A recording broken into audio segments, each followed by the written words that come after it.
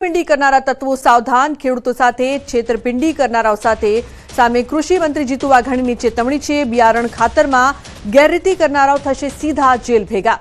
માત્ર 3 મહિનામાં 54 licence suspend કરીને 2 સામે પોલીસ ફરિયાદ। ઉલ્લેખનીય છે કે 3526 ઉત્પાદકો અને વિક્રેતાઓની તપાસ 752 ની નોટિસ ફટકારાઈ છે।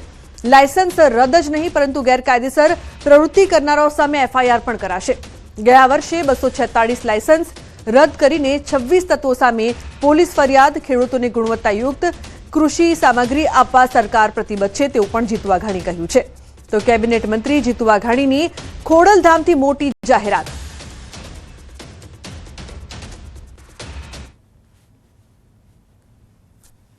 બિયારણ કે ખાતરના વેચાણમાં જે કાંઈ લોકો ગેરરીતિ કરતા હશે એ તત્વો હવે સીધા જેલ ભેગા થવાના છે। એમના માટેના કેટલાક નિર્ણયો અમારી સરકારે કર્યા છે। છેલ્લા 3 મહિનામાં લગભગ 54 લાયસન્સ કેન્સલ કર્યા છે, 2 પોલીસ ફરિયાદ કરી છે। ગુનાહિત પ્રવૃત્તિ આચરતા જે કાંઈ લોકો છે, જગતના તાજ સાથે એ ચેડા કરે છે, સંગ્રહખોરી કરે છે, ડુપ્લિકેટ માલ વેચે છે, ખાતરો ડુપ્લિકેટ વેચે છે, સબસિડીવાળા ખાતર બારોબાર જે લોકો આપી દે છે એ તમામની સામે 0 ટોલરન્સની નીતિ એ રાજ્ય સરકારે અપનાવવાનો નિર્ણય કર્યો છે।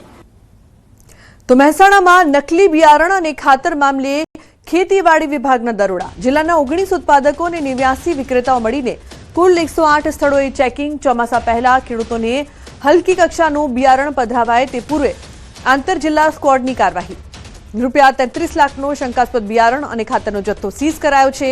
શંકાસ્પદ જથ્થામાંથી 64 નમૂના લઈ લેબોરેટરીમાં ટેસ્ટિંગ માટે મોકલાયા છે। તો રજીસ્ટ્રેશન અને સ્ટોકમાં બેદરકારી દાખવનારા 8 વિક્રેતાઓને કારણદર્શક નોટિસ ફટકારાઈ છે। ગેરકાયદે યુરિયાના વપરાશ મામલે મહેસાણા, કડી અને બીજાપુરના 7 ઉદ્યોગોમાં પણ તપાસ। તો 33 લાખનો શંકાસ્પદ બિયારણનો જથ્થો સીઝ। કેતન જોડાયા છે ફોન લાઈન પર। કેતન, શું વધુ વિગત સમગ્ર મામલે? ચોક્કસથી જણાવી દઉં કે મહેસાણા જિલ્લામાં નકલી બિયારણ અને ખાતર મામલે ખેતીવાડી વિભાગ દ્વારા દરોડા કરવામાં આવે છે અને જે તપાસ હોય છે હાલમાં કરવામાં આવી છે। મહેસાણા જિલ્લાના 19 ઉત્પાદકો અને 89 વિક્રેતાઓ ત્યાં કુલ 108 જગ્યાએ જે ચેકિંગ હોય છે કરવામાં આવ્યું છે। ઉલ્લેખનીય છે કે ચોમાસું પહેલા જ્યારે ખેડૂતો આ બિયારણની ખરીદી કરતા હોય છે, ખાતરની ખરીદી કરતા હોય છે, ત્યારે તેને કક્ષાનું બિયારણ પધરાવાય ના તે પહેલા જે જિલ્લાની સ્કોડ હોય છે તેના દ્વારા કાર્યવાહી કરવામાં આવી છે। 33 લાખ રૂપિયાનો શંકાસ્પદ બિયારણ અને ખાતરનો જથ્થો હોય છે તે હાલમાં સીઝ કરી દેવામાં આવે છે। શંકાસ્પદ જથ્થામાંથી 64 જેટલા જે નમૂના હોય છે તે લેબોરેટરીમાં ટેસ્ટિંગ માટે મોકલી દેવામાં આવે છે અને ત્યાં હોય છે તે આગળની જે કાર્યવાહી હોય છે તે કરવામાં આવે છે। રજીસ્ટ્રેશન અને સ્ટોકમાં બેદરકારી રાખનાર 8 વિક્રેતાઓને નોટિસ પણ આપવામાં આવી છે। ગેરકાયદેસર યુરિયાના વપરાશ મામલે પણ મહેસાણા, કડી અને વિજાપુરના 7 ઉદ્યોગોમાં તપાસ કરવામાં આવી છે। જી બિલકુલ કેતન, આભાર સમગ્ર માહિતી બદલ। ઉત્તર પ્રદેશના ગાઝિયાબાદથી એક ચોંકાવનારી ઘટના સામે આવી છે, જ્યાં સરકારી જિલ્લા હોસ્પિટલમાં એક યુવતીએ ભારે હંગામો મચાવ્યો છે। હકીકતમાં યુવતી હોસ્પિટલમાં પોતાનું બીપી ચેક કરાવવા માટે આવી હતી, પરંતુ અચાનક જ તેણે હાથમાં છરી લઈને હોસ્પિટલના સ્ટાફ અને દર્દીઓમાં ફફડાટ ફેલાવી દીધો। હંગામો મચાવતા યુવતી સીધી ડોક્ટરની ખુરશી પર જઈને બેસી ગઈ અને ટેબલ પર રાખેલા તમામ જરૂરી કાગળો અને ફાઇલો હવામાં ફગાવી દીધા હતા। અફરાતફરી બાદ તાત્કાલિક પોલીસને જાણ કરવામાં આવી હતી અને પોલીસ ઘટના સ્થળે પહોંચી આ હંગામો કરનાર યુવતીની અટકાયત કરીને તેની આકરી પૂછપરછ ચલાવી રહી છે। તો હોસ્પિટલમાં યુવતીએ હંગામો મચાવ્યો હતો, હાથમાં છરી લઈને લોકોમાં ફફડાટ ફેલાવ્યો હતો। બનાસકાંઠામાં અંધશ્રદ્ધા અને તાંત્રિક વિધિના નામે છેતરપિંડીનો ચોંકાવનારો કિસ્સો સામે આવ્યો છે। વડગામ તાલુકાના જોઈતા ગામે સાધુના વેશમાં આવેલા એક અજાણ્યા શખ્સે ખેતરમાં ભાગ્યા તરીકે કામ કરતા દંપતીને મોટી ઘાત હોવાનો ડર બતાવીને તાંત્રિક વિધિના બહાને 3,50,000ની છેતરપિંડી આચરી છે। આરોપીએ દંપતી પાસેથી 1 તોલો સોનું, 500 ગ્રામ ચાંદી, 40,450 રોકડા અને યુપીઆઈ મારફતે 9,600 પડાવી લીધા હતા। તો બીજી તરફ આ સમગ્ર ઘટના ખેતરના સીસીટીવી કેમેરામાં કેદ થઈ ગઈ હોવા છતાં વડગામ પોલીસ મથકે લેખિત ફરિયાદ નોંધાવ્યા બાદ પણ યોગ્ય કાર્યવાહી ન થતી હોવાના અને પોલીસ દ્વારા પીડિત સાથે જ આરોપી જેવું વલણ દાખવીને તપાસમાં લાલિયાવાડી કરાતી હોવાના ગંભીર આક્ષેપો દંપતીએ કર્યા છે।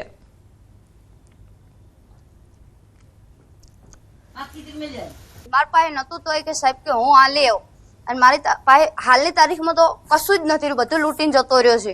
ઉછી ફાંસી ના કરી અને કે હું એને આપીશ. અંદર જે રૂપિયા આપ્યા છે ને 1 તોલો સોનું, શેરની ચાંદીની પગની હેર, 40,450 રૂપિયા રોકડા, 9,600 રૂપિયા ફોન પે કર્યા છે. જલોત્રા 5 દિવસથી પોલીસને FIR નોંધાવી છે. ટીનજીભાઈ અમને ફોન કરે છે અને બસ અમને ધક્કા ખવડાવે છે. હવાને વહેલા બોલાવે 6 વાગે તો 9 વાગ્યા સુધી મોકલે નહીં પાછા. તમે બેસો, હું કરું છું. અને આખો દિવસ બેઠા બેઠા સિગરેટ જ પીએ છે, બીજું કશું કરતા નથી. પછી મને નંગ આપ્યો, એ નંગના તંત્રમાં હું આવી ગયો. મને કોઈ ખબર ના પડી કે હું એનું બધું એનું જ આવ્યું તંત્ર આવ્યું મારા જોડે. એટલે મેં એમને જેમ માગે મેં બધી વસ્તુ આપી.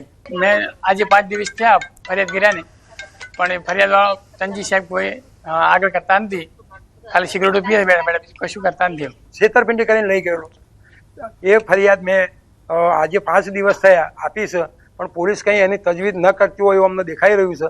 માટે જેમ બને ચેન્સી સાહેબ કરી અને કોઈ જમાદાર સાહેબ છે ઓપીના અમારા મોરિયાના, એમના તપાસ સોંપેલી છે. એમના મેં મળ્યા, કાલે મળ્યા હતા. એમને અત્યારે મને 6 વાગે બોલાયા. અમે આરોપી હોય એમ 6 વાગ્યાથી 9 વાગ્યા સુધી એમના ત્યાં બેસાડી રાખ્યા. સાબરકાંઠાના હિંમતનગરમાં જાહેર રસ્તા પર વિદેશી દારૂની બોટલો ગોઠવાતા ચકચાર મચી ગઈ છે. ખેડ-તસિયા સ્ટેટ હાઈવે પર આવેલા વૈશાલી ગ્રાઉન્ડ પાસે રસ્તા પર આશરે 12 જેટલી દારૂની બોટલો ગોઠવવામાં આવી હતી, જે બાદ સ્થાનિકોની ભીડ એકત્ર થઈ હતી. ઘટનાનો વિડીયો સોશિયલ મીડિયામાં વાયરલ થતા પોલીસે તપાસ હાથ ધરી હતી. પોલીસ તપાસમાં ખુલાસો થયો છે કે જૂની અદાવતના કારણે એકબીજાને બદનામ કરવાના ઈરાદે જાહેર રસ્તા પર દારૂની બોટલો ગોઠવવામાં આવી હતી. પોલીસે 3 લોકો સામે ગુનો નોંધીને 2 આરોપીઓની ધરપકડ કરીને વધુ તપાસ શરૂ કરી છે. મુકેશ ભાટ અને શ્રવણ ભાટના જે સંબંધી છે એની બંને વચ્ચે અગાઉથી જે અદાવત ચાલી આવે છે એને ધ્યાનમાં રાખીને આણે આ સમગ્ર વિડીયો છે એ વાયરલ કરેલો હતો. શ્રવણ ચેલાજી ભાટ, મુકેશ ભાટ અને જીતુ ભાટ વિરુદ્ધ પ્રોહિબિશનની વિવિધ કલમો હેઠળ ગુનો રજીસ્ટર કરવામાં આવેલ છે અને શ્રવણ ભાટ અને મુકેશ ભાટની ધરપકડ કરવામાં આવેલ છે અને જીતુ ભાટ હજી ધરપકડ કરવાની બાકી છે. રાજકોટના ભાયાવદર પાડવલા રોડ પર દારૂ ભરેલી કાર પલટી, કાર ચાલકે સ્ટીયરિંગ પરથી કાબુ ગુમાવતા અકસ્માત થયો છે, જે બાદ કારની પાછળની ડેકી પણ ખુલી ગઈ હતી અને કારની અંદર છુપાવેલો વિદેશી દારૂ તેમજ બિયરનો મોટો જથ્થો બહાર આવી ગયો હતો. અકસ્માત એટલો ભયાનક હતો કે કારનો આગળનો ભાગ અને છતને ભારે નુકસાન થયું છે. તો પ્રાથમિક તપાસમાં ચાલક દારૂના નશામાં હોવાના કારણે અકસ્માત સર્જાયો હોવાનું માનવામાં આવી રહ્યું છે. અકસ્માત બાદ ચાલક પોતાના ઇજાગ્રસ્ત સાથીદારને ઘટના સ્થળે છોડીને ફરાર થયો હતો. ઇજાગ્રસ્તને હોસ્પિટલ ખસેડવામાં આવ્યો છે. પોલીસે દારૂનો જથ્થો જપ્ત કરીને ફરાર બુટલેગરને ઝડપી પાડવા માટે તપાસ શરૂ કરી છે.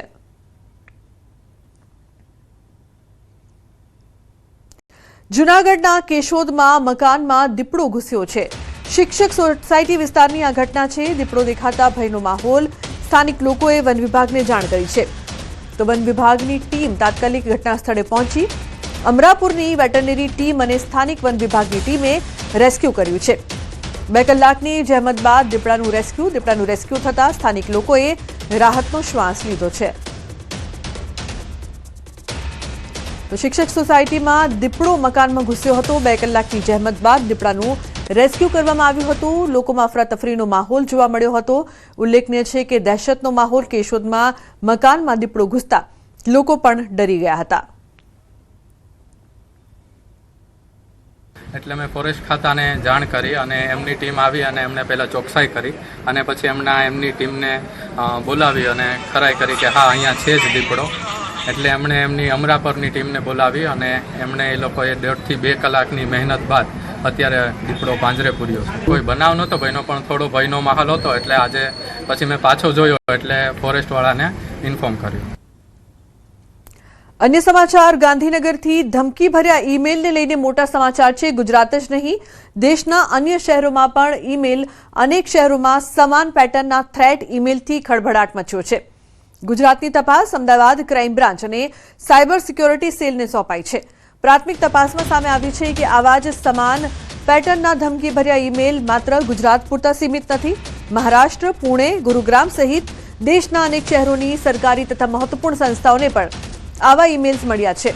આ સમગ્ર મામલો રાષ્ટ્રીય સ્તરને સંકલિત સાયબર થ્રેટ સાયબર ક્રાઇમ ટીમે ઈમેલના ટેકનિકલ પાસાઓની ઊંડાણપૂર્વક તપાસ શરૂ કરી છે.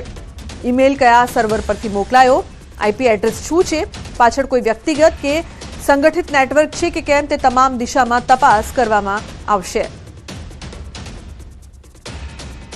બોમ્બ થ્રેટના જે આજે સીએમ ઓફિસ અમદાવાદ મ્યુનિસિપલ કોર્પોરેશનના પટેલ ભવન છે અને આરએસએસ ઓફિસના એક બોમ્બના થ્રેટ આવેલા હતા, મેલથી આવેલા. પોલીસે જે એમાં પ્રોટોકોલ મુજબ હોય છે બોમ્બ ડિસ્પોઝલના સ્ક્વોડ મોકલવાનું, બધું ચેક કરવાનું, વીડીડીએસની ટીમે આ બધું કર્યું. પછી આમે કંઈ નીકળ્યું નથી, બધું ક્લિયર છે, ચેક કરી લીધું. અને તમે જુઓ જેટલા પણ થ્રેટ આવે છે એ મીડિયામાં હાઇલાઇટ થાય, લોકોમાં પેનિક થાય અને કંઈ મળતું નથી, લોકોને હેરાનગતિ થાય. અને પહેલું માણસ જે કંઈ બેસ્યો છે એમાં પણ વીપીએન યુઝ થયા છે અને યુએસથી આ રૂટ થયા છે, એ બધી માહિતી છે. પણ હું રિક્વેસ્ટ કરું છું મીડિયાને કે આપ ભવિષ્યમાં અને બહુ હાઇલાઇટ નહીં કરવું જોઈએ. અમદાવાદના નવરંગપુરામાં આવેલી પ્રતિષ્ઠિત સ્પોર્ટ્સ ક્લબમાં બોમ્બ બ્લાસ્ટની ધમકી મામલે ચોંકાવનારો વળાંક આવ્યો છે. વિસ્ફોટ કરવાની ચિઠ્ઠી મળવી કોઈ આતંકી કાવતરું નહીં, પરંતુ બાળકોની એક મજાક હતી.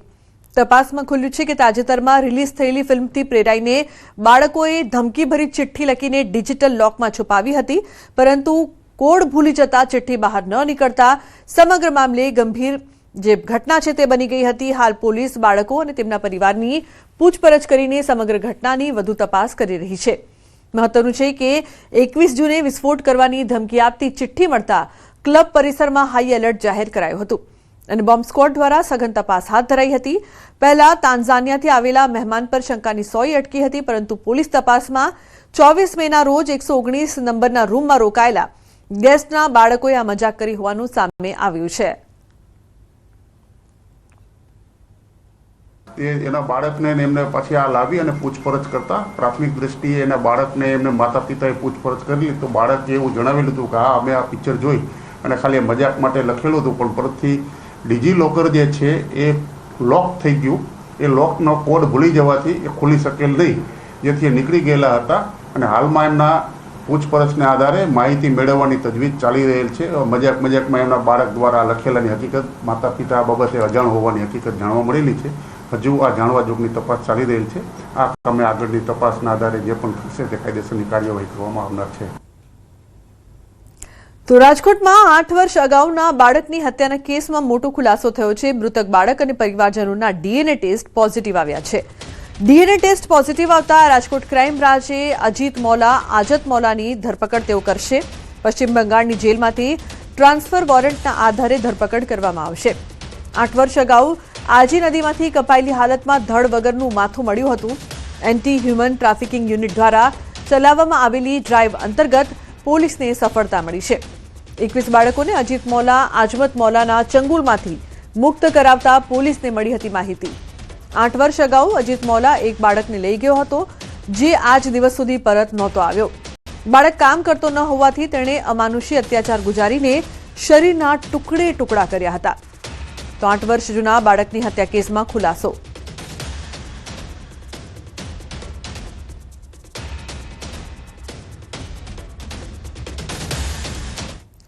રાજકોટના ગોંડલમાંથી એક હૃદયદ્રાવક ઘટના સામે આવી છે, જ્યાં પારિવારિક વિવાદની આગમાં 13 વર્ષના નિર્દોષ બાળકનો જીવ હોમાઈ ગયો છે.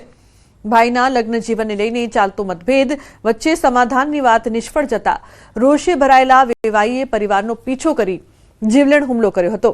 ગોંડલના કેશવાડા વાસાવડ રોડ પર હુમલાખોરે ફરિયાદીને નિશાન બનાવીને ફેંકેલો પથ્થર સીધો બાઇક પર પાછળ બેઠેલા માસૂમ નરેન્દ્રના માથામાં વાગતા તેનું કરુણ મોત નીપજ્યું હતું. પરિવારના વાલસોયા દીકરાના અકાળે મોતથી પરિવારમાં આક્રંદ છવાઈ ગયો. ઘટનાની ગંભીરતાને ધ્યાને લઈને આટકોટ પોલીસે હત્યાનો ગુનો નોંધીને મુખ્ય આરોપીને ઝડપી લીધો છે, જ્યારે અન્ય સંડોવાયેલા આરોપીઓની પૂછપરછ અને શોધખોળ તેજ કરાઈ છે. આરોપી અરવિંદભાઈ અર્જનભાઈ માતાસુરિયા રહે બાબરા જિલ્લા અમરેલી વાલો પોતાના મોટરસાઇકલ લઈ પાછળ આવી અને મોટરસાઇકલ રોડ ઉપર આડું રાખી અને ફરિયાદીના રસ્તો રોકી. ફરિયાદી નીકળવા જતા આરોપીએ ફરિયાદીના દીકરાને માથા પર મારી નાખવાના ઈરાદેથી જોરથી પથ્થરનો ઘા મારી દઈ.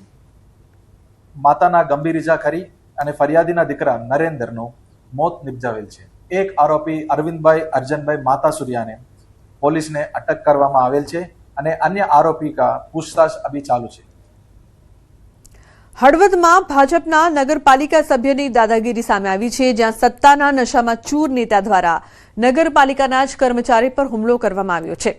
હળવદ નગરપાલિકાના સભ્ય ભરતભાઈ રબારીએ પાણીના ટેન્કર બાબતે સામાન્ય બોલાચાલીમાં ઉશ્કેરાઈને પાણી પુરવઠાને કર્મચારી તુષારભાઈ ગઢવી સાથે ગાળાગાળી કરી હતી અને તેમની પર હિંસક હુમલો કર્યો હતો. એટલું જ નહીં, કર્મચારીને જાનથી મારી નાખવાની ધમકી પણ આપવામાં આવી છે. ભાજપના નેતાની આ દાદાગીરી સામે ભોગ બનનાર કર્મચારી તુષાર ગઢવી ન્યાયની માંગ સાથે પોલીસ સ્ટેશન ફરિયાદ કરવા પહોંચ્યા છે. સરકારી કર્મચારી જ જનપ્રતિનિધિ દ્વારા કરાયેલા આ હુમલાથી સ્થાનિક રાજકારણમાં ગરમાવો આવી ગયો છે. ભરતભાઈ રબારીનો મારામાં ફોન આવ્યો કે ટેન્કર નાખવાનું છે. અત્યારે કેનાલ બંધ છે અને ટેન્કરના અત્યંત એટલા ઓલા રહેતા હોય છે કે જેથી કરીને કે ગરીબ માણસોમાં આપણે ઘણી વાર ટેન્કર પહોંચાડી શકતા નથી. આપણે ટેન્કરના કારણે એમનો ફોન આવ્યો કે અવાડામાં નાખવાનો છે. મેં કીધું કે એક મારું ટેન્કર રહ્યું એ ગયું છે પાઇપ નવી નખાવવા માટે અને બીજું જે ટેન્કર રહ્યું એ રુદ્ર ટાઉનશીપમાં ગયું છે. તો ગાળાગાળી મા બેન સમાણેની ગાળો દેવા માંડ્યા અને મને કે તું શું ક્યાં? હું ત્યાં આવું છું. અને સીધા એ ઓફિસે ધસી આવ્યા અને ઓફિસે આવીને સીધા મારી પર વાર કરવા માંડ્યા. ગાંધીનગરના કલોલથી અનોખો કિસ્સો સામે આવ્યો છે. કોલેજના મિત્રો સામે વટ પાડવાના ચક્કરમાં એક યુવકે ચોરીનો માર્ગ અપનાવ્યો છે. કોલેજના સ્ટેટસ બતાવવાના ચક્કરમાં એમએનો વિદ્યાર્થી અઠંગ ચોર બન્યો અને એક પછી એક 11 એક્ટિવા ચોરી નાખી. પોલીસને મળેલ બાતમીના આધારે પોલીસે આ 23 વર્ષીય યુવકને ઝડપી લઈને વાહન ચોરીના 11 ગુનાનો ભેદ ઉકેલી કાઢ્યો છે. પોલીસ તપાસમાં સામે આવ્યું છે કે પરિવારની આર્થિક સ્થિતિ નબળી હોવાથી તે પોતે વાહન ખરીદી શકે તેમ નહોતો, પરંતુ અન્ય લોકોની જેમ વાહન લઈને આવવાની તેની ઈચ્છાએ તેને ચોર બનાવી દીધો. આ યુવક એક્ટિવા ચોરી લેતો અને 2-3 દિવસ તેનો ઉપયોગ કર્યા બાદ જ્યારે તેમાં પેટ્રોલ પૂરું થઈ જાય ત્યારે તેને ગમે તે જગ્યાએ બિનવારસી હાલતમાં મૂકી દેતો હતો. હાલ તેની પાસેથી 1.58 લાખની કિંમતના 9 એક્ટિવા કબજે કરાયા છે.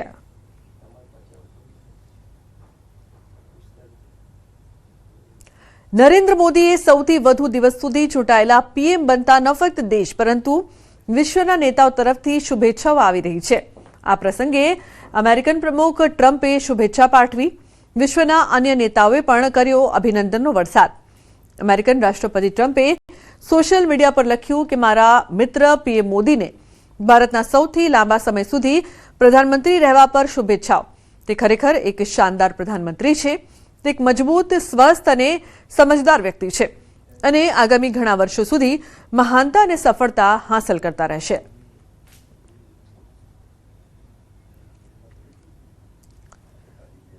તો ગુજરાત રાજ્ય વકફ બોર્ડની બેઠકમાં પીએમ મોદીના વડાપ્રધાન તરીકે 12 વર્ષ પૂર્ણ થતા સર્વાનુમતે અભિનંદન ઠરાવ પસાર કરવામાં આવ્યો. બોર્ડ દ્વારા પીએમના દ્રષ્ટિવંત નેતૃત્વ, સુશાસન અને ગરીબ કલ્યાણ માટેના યોગદાનને બિરદાવી વકફ બોર્ડે વિકસિત ભારત 2047ના સંકલ્પને સાકાર કરવા માટે પોતાની પ્રતિબદ્ધતા વ્યક્ત કરી હતી. તે દરમિયાન બોર્ડના અધ્યક્ષ ડોક્ટર મોહસિન લોખંડવાલા સહિત સભ્યોએ પીએમને અભિનંદન પણ પાઠવ્યા હતા.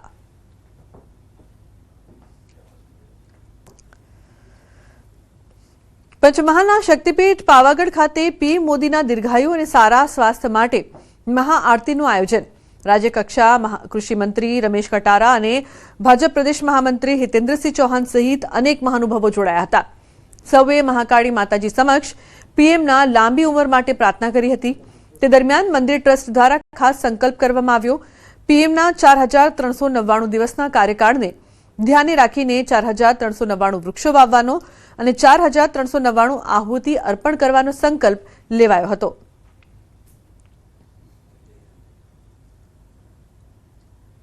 આજથી ધોરણ 10 અને 12ની પૂરક પરીક્ષા 11 જૂનથી 20 જૂન સુધી યોજાશે. પરીક્ષા રાજ્યભરમાંથી 2.7 લાખ વિદ્યાર્થીઓ આપશે પરીક્ષા. ધોરણ 10ના 1.23 લાખ વિદ્યાર્થીઓ પરીક્ષા આપશે, તો ધોરણ 12 સામાન્ય પ્રવાહના 53,000 વિદ્યાર્થીઓ પરીક્ષા આપશે. વિજ્ઞાન પ્રવાહના 30,000 વિદ્યાર્થીઓ પરીક્ષા આપશે. તો પરિણામ સુધારવા પણ વિદ્યાર્થીઓ પરીક્ષા આપવાના છે. બોર્ડ દ્વારા બેસ્ટ ઓફ 2નું પરિણામ જાહેર કરશે. અમદાવાદ સહિત રાજ્યના અનેક સેન્ટરો ઉપર ધોરણ 10 અને 12ની પૂરક પરીક્ષાનું આયોજન કરાયું છે. ચોક્કસપણે કહી શકાય કે અનેક જે વિદ્યાર્થીઓ નાપાસ થયા તેને ફરી વખત મોકો મળી રહ્યો છે પરીક્ષા આપીને પાસ થવાનો. ત્યાં જોઈ શકો છો કે CN વિદ્યાલય છે અમદાવાદ સ્થિત, તેની અંદર જે વિદ્યાર્થીઓ છે તે હાલ પરીક્ષા સેન્ટર ઉપર પહોંચી રહ્યા છે. આજથી આ પરીક્ષા શરૂ થઈ રહી છે અને તે 20 જૂન સુધી આ પરીક્ષા યોજાવાની છે. રાજ્યભરમાં 2,07,000 જે વિદ્યાર્થીઓ છે આ પરીક્ષા આપવા જઈ રહ્યા છે. તેમાં ધોરણ 10 અને 12નો બંનેનો સમાવેશ છે. બેસ્ટ ઓફ ધ ટુ એટલે જે લોકોને પોતાના પરિણામ આવશે સંતોષકારક નથી પરિણામ, તેઓને પરિણામ વધુ જોઈએ છે, તેને લઈને તે વિદ્યાર્થીઓને પણ પરીક્ષા પણ વાત થઈ રહી છે. દોસ્ત, તારું નામ શું છે? યસ. કયા વિષયમાં ફેલ થયો પરીક્ષા આપવા આવી રહ્યો છે? 4 વિષયમાં ફેલ થયો તો પરીક્ષા આપવા આવ્યો. ઓકે. કેવી તૈયારી થઈ હતી પહેલા? કમ્પ્લીટ તૈયારી. અત્યારે આ વખત સારું કમ્પ્લીટ તૈયારી કરી છે.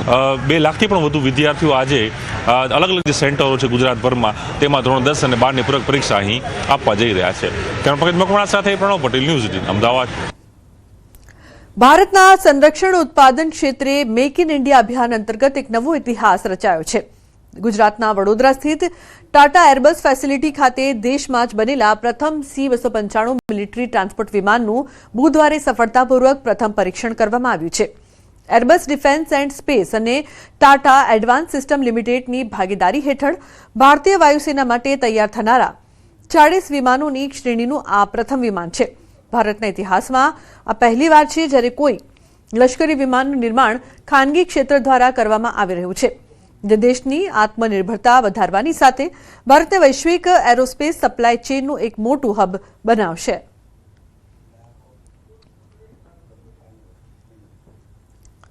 તો દેશના પ્રથમ સૈન્ય વિમાન C-295નું સફળ પરીક્ષણ છે તે કરવામાં આવ્યું છે. વડોદરાથી કરાયું છે સફળ પરીક્ષણ. એક વધુ ઉડાન જોવા મળશે મેક ઇન ઇન્ડિયા અભિયાન અંતર્ગત. મહીસાગરના કડાણા તાલુકાના રાઠડા બેટ વિસ્તારના લોકોની વર્ષોની માંગ સંતોષાશે. ચારે બાજુ પાણીથી ઘેરાયેલા આ વિસ્તારમાં વસતા 1100થી વધુ પરિવારોને આવન જાવન માટે હવે નાવડી પર નિર્ભર રહેવું નહીં પડે. સંતરામપુરના ધારાસભ્ય ડોક્ટર કુબેર ડિંડોરના પ્રયાસોથી રાજ્ય અને કેન્દ્ર સરકારે આ બ્રિજ માટે આશરે 32 કરોડ રૂપિયાની ગ્રાન્ટ આપી છે. વર્ષોથી બ્રિજની માંગ ઉઠાવતા સ્થાનિકોની સમસ્યાનો હવે કાયમી ઉકેલ આવશે. ધારાસભ્ય કુબેર ડિંડોર બ્રિજની કામગીરીનું નિરીક્ષણ કરવા સ્થળ મુલાકાત માટે પહોંચ્યા હતા અને જાણકારી આપી કે 2027-28 સુધીમાં આ બ્રિજની કામગીરી પૂર્ણ થવાની દિશામાં કામ ચાલુ છે. આ રાઠડા બેટ અને મોટી રાઠ બેના વચ્ચે આપણે ઊભા છીએ નદીની અંદર, પણ કેટલા વર્ષોથી આ માંગ હતી. સરકારો કેટલી આવીને ગઈ પણ કોઈ સાંભળ્યું નહોતું. પણ અમારા માન્ય શ્રી ધારાસભ્ય જે ડિંડોર સાહેબ આવ્યા અને આ પુલની શરૂઆત થઈ, પણ એક વખત નાનું ટેન્ડર થયું એટલે રિજેક્ટ કરવામાં આવ્યું અને ફરી પણ પાછું રિવાઇઝ કરીને મોકલવામાં આવ્યું. અને અત્યારે જે કામગીરી ચાલી ગઈ છે એ મોટો 32 કરોડ જેવી મારબત રકમ સરકારે આપી અને આ જે કામગીરી કરી છે તે બદલ આ ભાઈ સરકારનો અને માન્ય શ્રી ધારાસભ્ય સાહેબનો ખૂબ ખૂબ આભાર. રાજ્ય સરકાર અને કેન્દ્ર સરકારનો આભાર માનું છું કે અમારા આવા પછાત વિસ્તારમાં આ બે ક્વાર્ટર તો ત્યાં આટલા વર્ષો પછી આ માતબર રકમ લગભગ આપણા અંદાજિત જે છે 32 કરોડ જેટલી રકમ આ બ્રિજ માટે આપી છે. અને તેમ છતાં નાની મોટી જે ખૂટતી કરી હશે તો અમારા ભૂપેન્દ્રભાઈ પટેલ સાહેબની ઈચ્છા એવી છે કે ભાઈ જે કંઈ કામ કરવાનું એ ક્વોલિટી વાળું કરો અને ગાંઠ ઘટત તમે લઈ જાઓ. આ પાણી 12 મહિના ચાલે છે, પણ અત્યારે આ 40 ફૂટ જેટલું આ પુરાણ કરીને આજે નીચેની બેજ બનાવીને પછી કામગીરી ચાલુ કરશે અને 2 જ મહિના કામ ચાલવાનું છે. પછી પાણી 419 લેવલે થશે એટલે પાણી ડેમ ભરાય એટલે કામ બંધ રહેશે. પણ 2 મહિના સમયગાળા દરમિયાન આ કામ ચાલુ રહેશે અને ટૂંક સમયમાં 2027-28 સુધીમાં પુલ પૂરો થાય એના માટેના તંત્રના અને એજન્સીવાળાના અમારા બધાના સામૂહિક પ્રયાસો છે.